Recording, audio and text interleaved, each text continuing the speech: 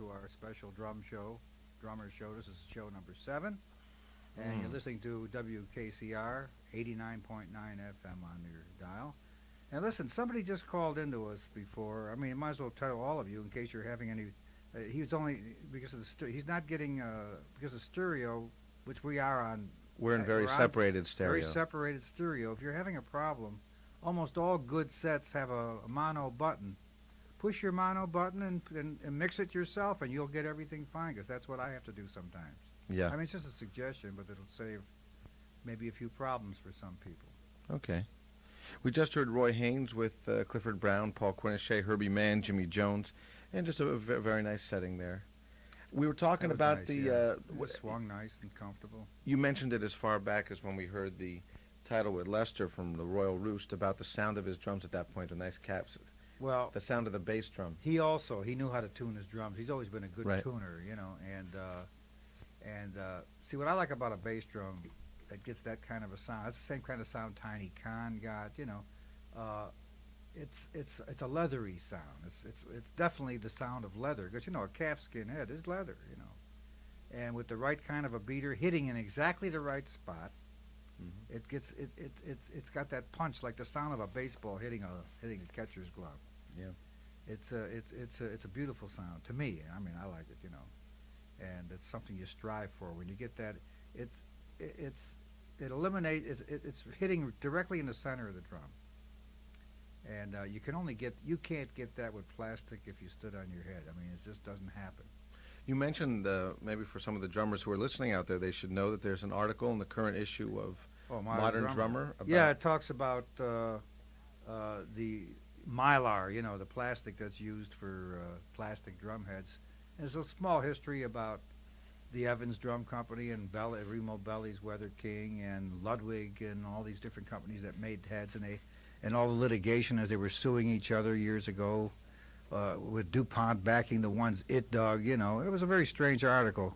But in the beginning of the article, I was very proud to see that the guy who wrote the article made a point about saying that, you know, like, under the right conditions, there's still nothing better than calfskin. And he says, the only person that really stands up for that, notably, is Mel Lewis, and outspokenly also. And I'll stand behind that anytime. I was very happy to see that the guy knows that I know what I'm talking about and that he agrees, because you still can't beat calf for feel and sound and he's right, when the conditions are correct. But when they're not, you got to have your drum key in your pocket, which is what a lot of lazy drummers don't do.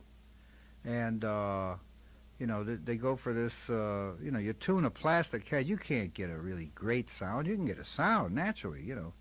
Of course, you can get a sound, and of course, it is a pleasure to play on plastic when it's pouring rain outside. Like last night. Yeah, I mean, it's helpful. Let's put it that way. I don't think it's a pleasure at all.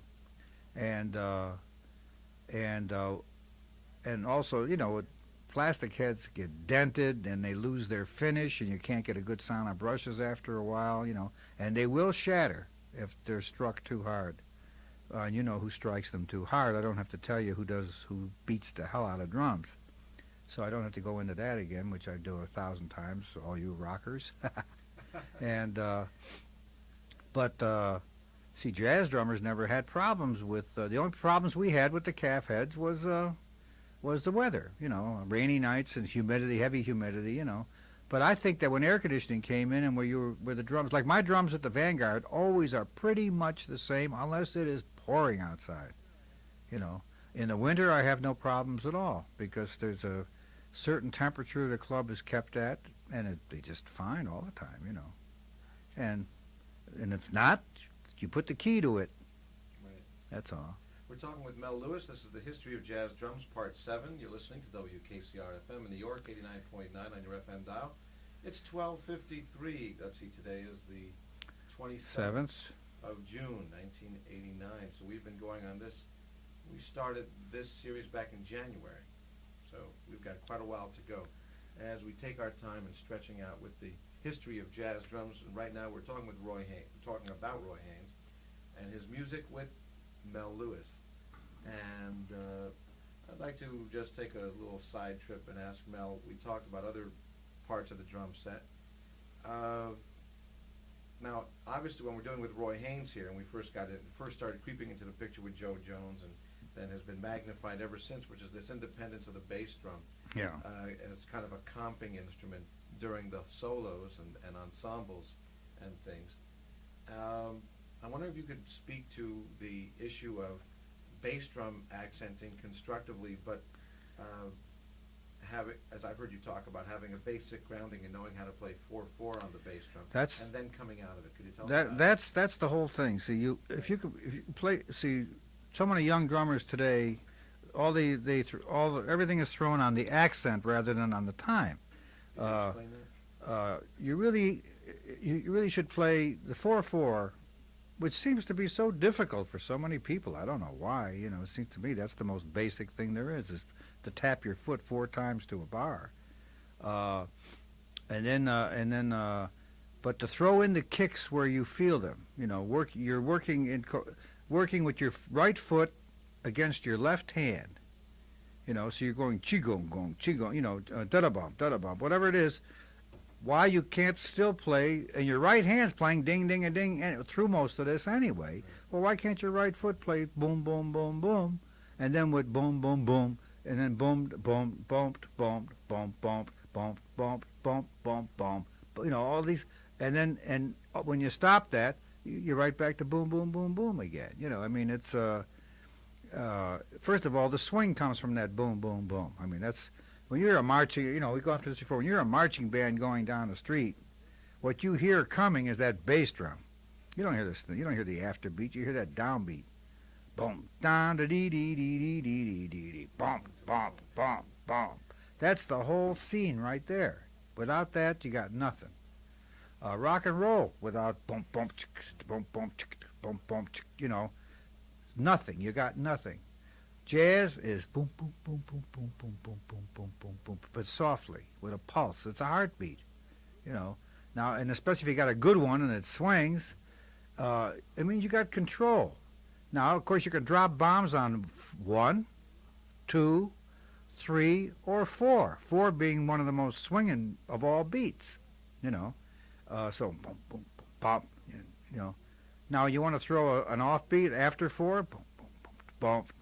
What do you mean you can't play boom boom boom bump boom boom boom bump boom boom boom boom boom bump bump bump bump bump bump bump bump bump bump, you know, because your little fills with the left hand are always going in along, so that you always, you know, you got the motion still going, and then you fall back to that 4/4 again. But if you just sit there with your foot on the pedal, like I've seen so many guys do, where the beater isn't even moving except for an occasional bang wherever they feel like putting it, first of all, there's no bottom to the beat at all. Second of all, the bass player is carrying the time. And if he starts to rush, you're going to rush with him, you know, because you're not holding him back. You've got nothing to control anything with. But most importantly, there's no bottom to the sound, you know. And you're keeping time with your hands, and your feet are what you keep time with, not your hands. Your hands are you color with your hands. You create motion with your hands. You play your backbeat with your hands. If your foot's in the right place, your hands will definitely be in the right place, you know. And I mean, it just doesn't make any sense that you can play. You're playing a half a set of drums. You're playing the top, and you're not playing the bottom at all. I mean, and if you can't play 4 beats to the bar, then you can't keep time, then you can't play the drums, you know. And all these guys, all the Roy Hayneses and the Max Roaches and the Art Blakeys and the Elvin Joneses and the Philly Joe Joneses, you know, and forget about the old timers who did it all the time. They didn't even bother with the offbeat stuff until later on. All these guys learned to play the drums playing 4 to the bar, and they still do, you know. I don't know any of them that don't, you know. It just lightened up over the years. But yeah, but there's a lot of young flashes around that are making good names for themselves, whose time is not that good. They don't swing that hard. Oh, they play flashy, you know. I mean, they can do all kinds of things, and they can do all kinds of tricks with their bass drum, but they don't swing. And the reason they don't swing is because they can't. They have no control of that 4/4. I'm not going to name names, but they are some very well-known guys, you know. And I don't agree with the way they play. I don't know why they never learned to do that or why they stay away from it. I mean, it's sort of foolish, you know. The routine is, it's old-fashioned. Yeah, well, then is Lester Young old-fashioned? Then Charlie Parker died in 1955. I guess every time we listen to him, we're listening to an old-fashioned player. You know, not where I come from. Yeah. You know, and you know, I mean, you just can't say that. It's stupid. You know, nothing is old-fashioned. It's good or What's it's new? bad. What is new? You know. Yeah. It's good or it's bad. Yeah, I think. That's it. And if it's swinging, it's If it's good. swinging, it's good. Yeah. Let me ask you a question. This is a crazy question. I don't know if there's an answer to it. Why does it? We're sitting here with Mel Lewis, and one of the most swinging drummers that ever has been. So, let me ask you a silly question. Why does it feel good when it swings? Have you ever thought about? I mean, what is it? Why is it if it's swinging, you feel better? I don't know what it is. I don't know what it is, but I'll tell you, I've been sitting. I almost start to cry when it's swinging real good. Yeah. I get this very emotional feeling comes over my body. Yeah. It goes up my back. It's like a chill, Yeah. and you feel so good. I mean, and you look around at other people and you see they got it too, but I mean, sometimes I'll be sitting in my living room at home listening to something that is swinging its butt off, and I'll almost cry because it just gets to me inside. But I'm crying with happiness. I mean, like, it's such a good groove and it's such a nice feeling that you can become over emotional. Yeah. You know. Now, especially if it's my own group. Now, I know that sounds strange, but to hear something like played back, say, for the first time, like on a playback of a night at the Vanguard or something like that, and everything is just happening, I'll get this swell in my body. I'll say, my God. And, you start feeling so good, or you're hearing a solo by one of your players that is just so much, or hearing it by Sonny Rollins or Lester.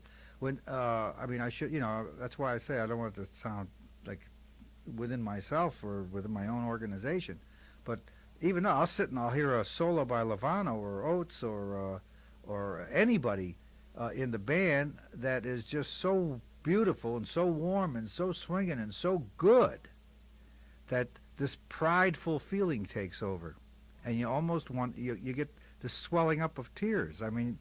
And that's when it's happening. It's because something is really happening that's special. And, of course, when it's swinging, which is not... Listen, the greatest swinger in the world can't swing all the time. There has to be letdowns, you know. A cat that really swings will swing most of the time. You can almost depend on him that something's going to happen, like Zoot, for instance. Yes.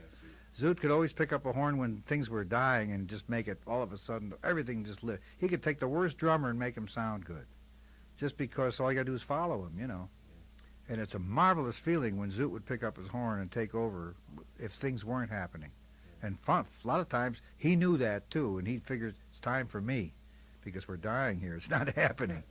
And but there are a lot of other players like that. I mean, all through the years, cats that could just make things happen that way, just with the time feel. Like Roy Eldridge would be one. Roy Eldridge would be a natural, definitely, you know.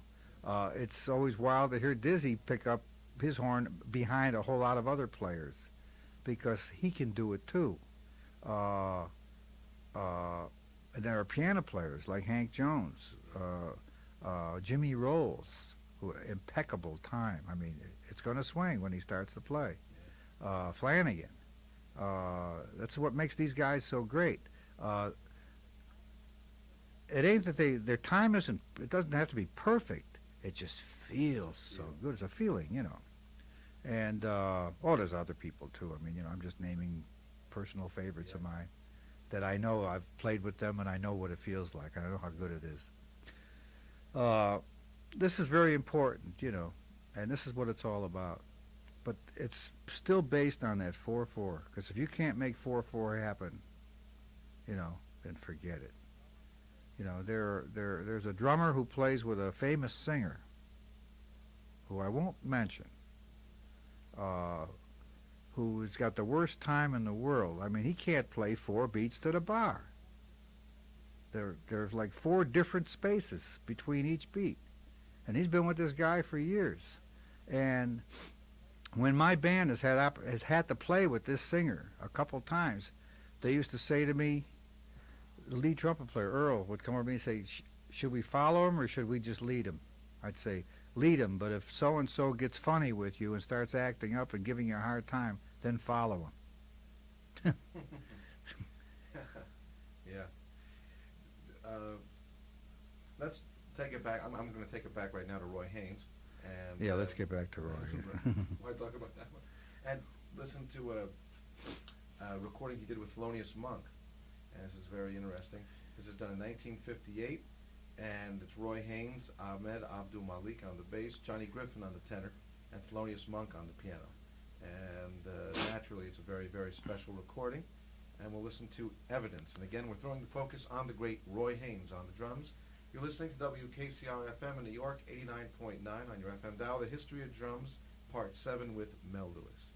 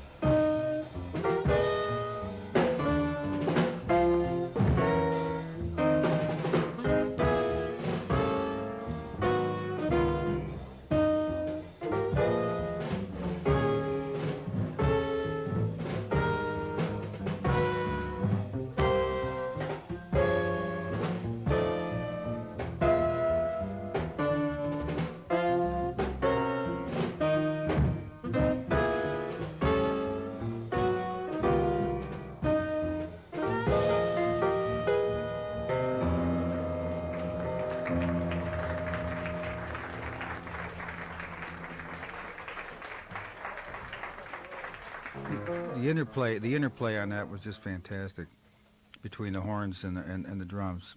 And every little fill he played practically was a different one, you know, and always in the right place, and everything always leading into the thing. Solo was beautiful, and it led into that last chorus just marvelous. Roy had just great ears, great taste. Not had, it still has. I don't know. It's not everybody could do things like that, and the sound of the drums, you know. Something Again. very clean and crisp about his. Mhm. I don't know what it is. Oh yeah, always has been. Well, there's always something very clean and crisp about the way he dresses and everything. I mean, he's that kind of a guy. He's an impeccable person. Yeah. I saw him last Friday. Yeah, that's Yeah, right. he was there with his hat and We his saw him. looking nice, walking around, you know. Yeah. I think he was on the Esquire 10 Best Dressed Men list or something like that. Yeah. At one point in the 50s, he made it on one of those, like, Yeah, he was. all-time best Right, dressed. I'm looking forward to seeing him tonight, you know. He's on that We'll concert. talk about that. Mel, of course, is appearing as part of the Yeah. JVC Jazz Festival JVC. and the bebop concert at Town Hall. And No, Avery Fisher. right, Roy will be there, and Art Blakey, and myself. I'm going to try and make it too. 14 minutes after 1, and right now we're going to turn to an album under Roy Haynes' name.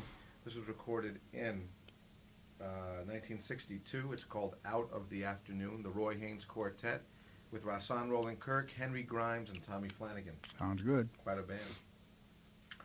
Recorded by Rudy Van Gelder, and we'll listen to If I Should Lose You. Roy Haynes on the drums.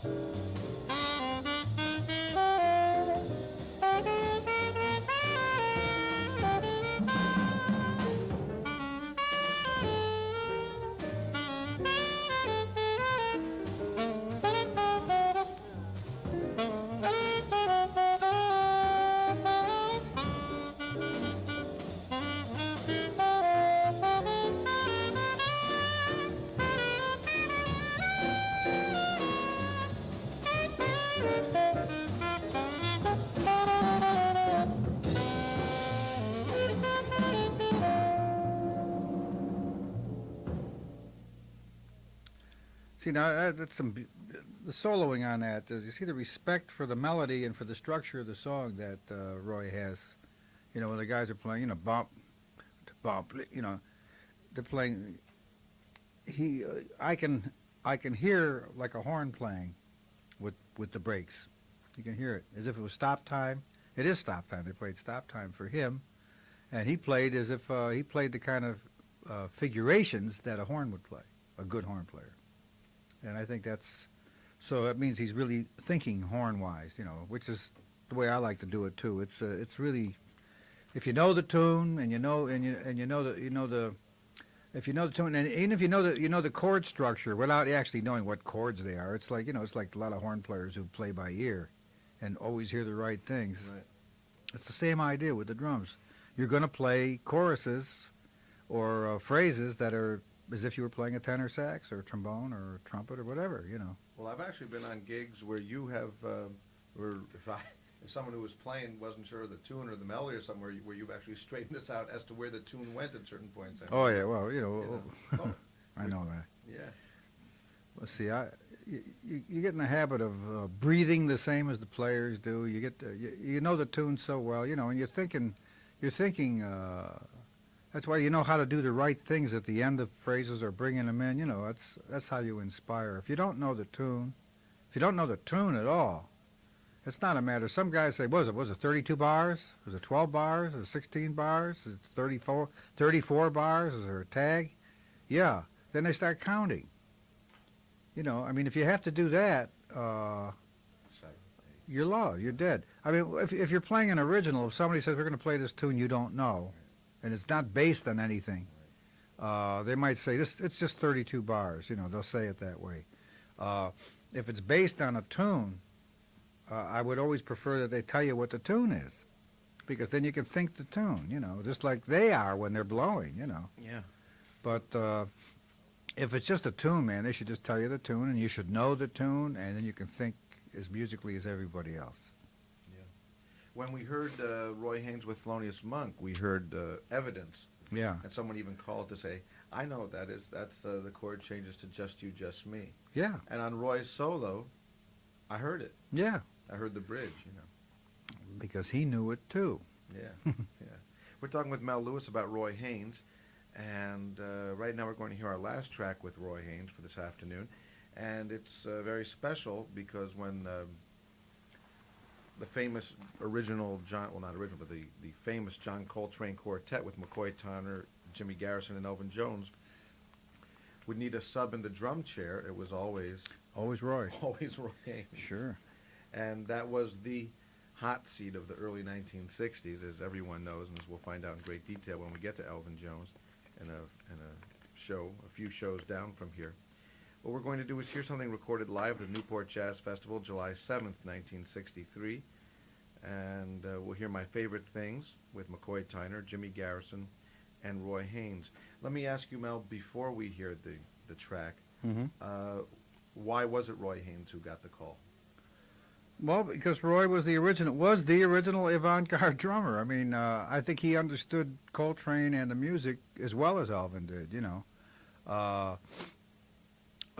going all the way back to the 40s, like I said, and like a lot of other people have said, and like Roy himself knows. He's said it himself, actually, and not in a bragging manner, that he was into a very progressive style of playing long before Elvin came along,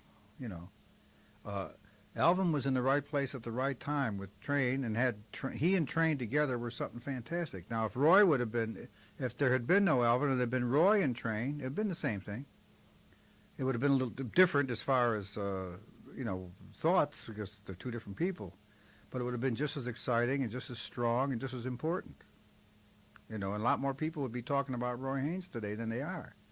Because they would have had an opportunity to hear two giants again. Roy was one of those very confident people that could sit down and anticipate, or inspire, like he did with Prez, which was a different style, See, a lot of people don't know Elvin. Well, we'll talk about Elvin when we get to his show, but Elvin could play with straight ahead too, with people like J.J. and where he just swung them out of the place, but without getting into that thing he did with Train because he hadn't even gotten to that yet. You couldn't do that with just anybody. Roy was trying to do things like that with people that didn't even appreciate it, which was why I made that statement earlier that Roy was before his time, which probably hurt him a little bit because he was too modern. So, he did the smartest thing. He went out and worked with Sarah and settled down. When he came back, I mean, he hadn't changed, but by that time, music just changed. Caught up a yeah. little bit. Well, right now we're going to hear Roy Haynes, who actually was the only drummer, I guess, who worked steadily and who recorded as a regular kind of member with Charlie Parker, Lester Young, and John Coltrane. He was very much appreciated by the Giants, Yeah. because he himself was a giant, And is, as you mentioned Oh, before. Should mention that the material of Roy Haynes with John Coltrane has been collected onto a reissue album called To the Beat of a Different Drum, and on a double album on Impulse, ABC Impulse, and they put out all the recordings with Roy Haynes and Coltrane together if you'd like to check them out. Anyway, this is My Favorite Things, one of the signature tunes for John Coltrane, and here is To the Beat of a Different Drummer. It's Roy Haynes with the John Coltrane Quartet, 1963.